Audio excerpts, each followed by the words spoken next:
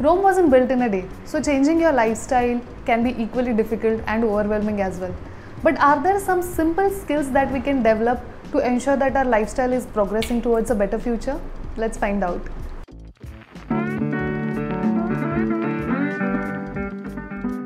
Hi friends, my name is Ashwini. I welcome you all today to my channel. Today I'm going to talk about 3 skills that has the power to change your life. That's why I called this title of this video as life skill, because once you get into the habit of developing these skills, this is going to make an immense difference on your life as well as your lifestyle. Make sure that I am helping you with at least one of the resources to start building up this skill. So in the description section below, I will leave down some resources or some books that might help you to build these skills slowly and gradually. So do check out the description box as well.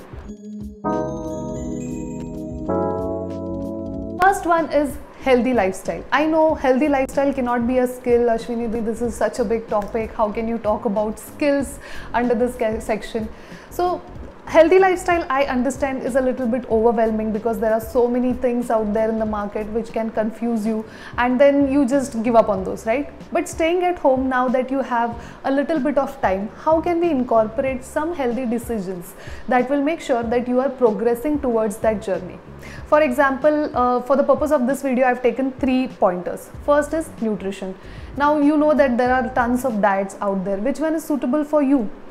Instead of finding and researching and doing lots of Google, which will just make you confused, how about you start by incorporating only 1 fruit and 2 vegetables in your diet every single day? You know, 1 fruit might be your morning snack, and those 2 vegetables can be a part of your salad, 2 colors of vegetables. Now, is this enough of nutrition?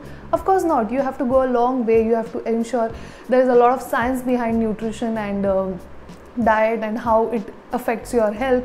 But at least you have begun your journey, right? So 1 or 2 weeks you incorporate this, you get into the habit of this. Now then, instead of 1 fruit, you get into 2 fruits or 4 types of colors of vegetables and fruits, or maybe a little more of dry fruits, or try researching some healthy snack options in the 3rd week. And slowly and surely you will find that each meal you are increasing your nutrition value for that meal, and at the same time you're making sure that what is essential for the body you're putting inside and what is not essential, like, you know, the snacks, that late night snacks and those juices and colas, you're not taking that in your body. Secondly, everybody knows we have to be active, we have to be moving, but let's face it, we are at home, working from home. At least I am working from home. There is not a lot of activity that goes around. So instead of setting yourself a goal of 10,000 steps every single day, everybody talks about 10,000 steps. How about you track what steps you're doing today? Maybe you're doing only 1,000 steps, and that's okay because of the situation that we are in. We do not get to move a lot. Then how about increasing that with 500 steps the next week?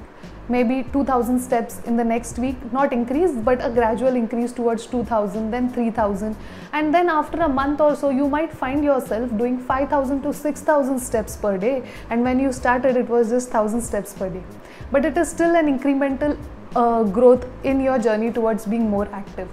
Thirdly, everybody knows we need to do workouts, but not all the workouts suit everyone. On a grand scale, you need to have your cardiovascular and a muscular health in place, and you need to work out accordingly. But which one does really suit for you? So each week, try a different workout. You might find out that in some workouts you are getting exhausted very quickly, or in some workouts you are enjoying a lot, but there is not enough challenge that is happening to your body. So try and track those for like 3 or 4 weeks, and then you can find out which workout actually suits you and then stick to it.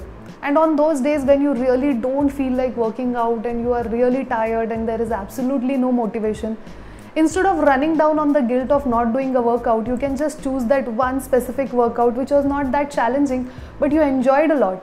So this will ensure that you are not falling off the wagon, and at the same time you are building that small skill of a healthy lifestyle and ensuring that you are getting the amount of workout that is needed even on the days when you are not feeling motivated.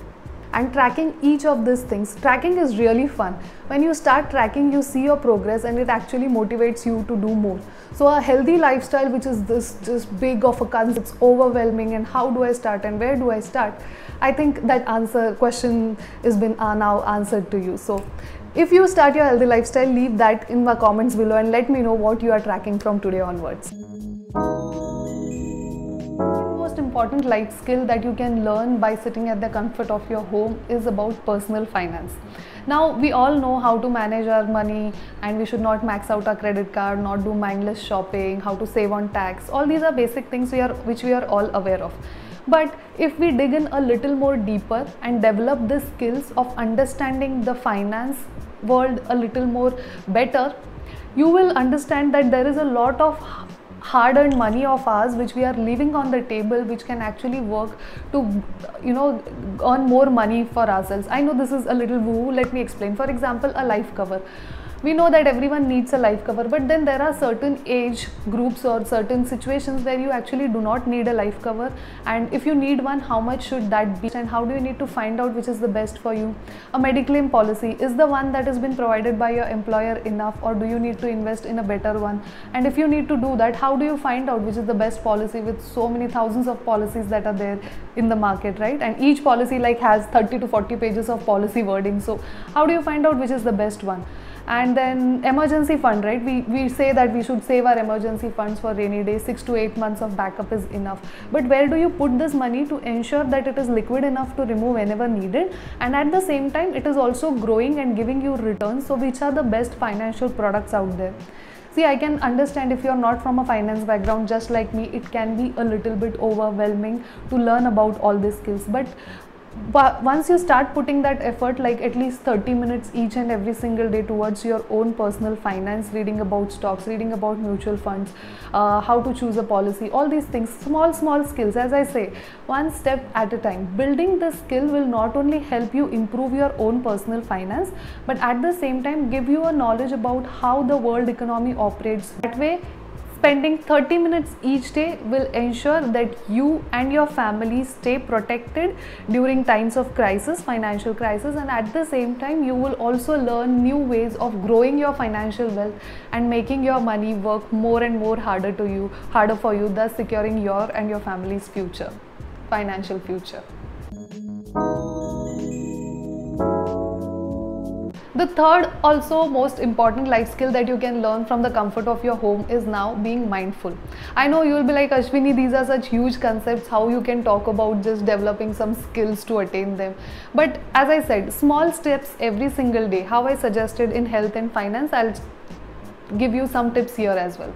Now we know meditation helps a lot, but not everybody wants to do meditation or can find the time to do it, or sometimes even if you find the time, it becomes a little more overwhelming because a lot of thoughts keep running towards your mind, and it actually makes you more anxious than feeling you calmer. And it's okay, it's not a big deal, everybody feels that way. But then how do we attain this mindfulness skills if we are not used to meditation? So instead of focusing on a particular time and a place in a day, which is the ideal way to do mindfulness activity, how about we find pockets of time throughout the entire day to be mindful? Meditation is all about like being more attentive, being more alert. So can we find small pockets of time throughout the day to be more attentive and alert? Like for example, when you are drinking water, you will drink water at least 6 to 7 times a day, right? Can you take a moment, be absolutely present there while drinking that water, sip by sip and slowly? When you are looking out of the window, can you take a moment to appreciate the sky, the green color of the leaves or the birds that are moving around? I know this sounds a little woo-hoo, but even if you do this for 1 or 2 minutes, you will find yourself being more fresh and more alert and active within 1 minute. Or when you are speaking to someone, can you be a little more mindful of what that person is speaking and what that person is asking for you, and be absolutely listening completely and be present in that moment? And one of the most important things, like nowadays we have to attend so many online meetings, right? And without that physical presence being there, it becomes difficult to focus, and sometimes we may get distracted. It happens to me a lot of times. But this is one of the suggestions that was given by one of the leaders in my organization. So he said, whenever you are entering into a meeting room or you are entering into an online meeting, so opening the door of a meeting room or putting the headphones on, treat this as a cue for you to remember that now you have to be focused. So take 2 to 3 deep breaths before doing this, right? Before entering a meeting room or before putting your headphones on. This will ensure that not only you are focused during the meeting, but at the same time it will ensure that your mind is calm. And that tip has actually helped me a lot. So every time now I try to enter into a meeting room, or if I'm into an online meeting, I will take 2 to 3 deep breaths so that I am completely focused on this. So doing these mindfulness activities, small activities throughout the entire day will build your mindfulness muscle, and it will help you to be more overall attentive and active, not just in these small activities but going forward into bigger things also that you are doing, and build this skill of mindfulness naturally in your day-to-day life, right? Also, if you want to invest more time learning about success and more about productivity, I have already created a video about the books that can help you do that, and also some other videos which can help you, which may add some value to your life. So please check them out and let me know in the comment section below which is the skill that you will be taking up from today onwards. And you take care of yourself, and I'll see you in the next video. Bye.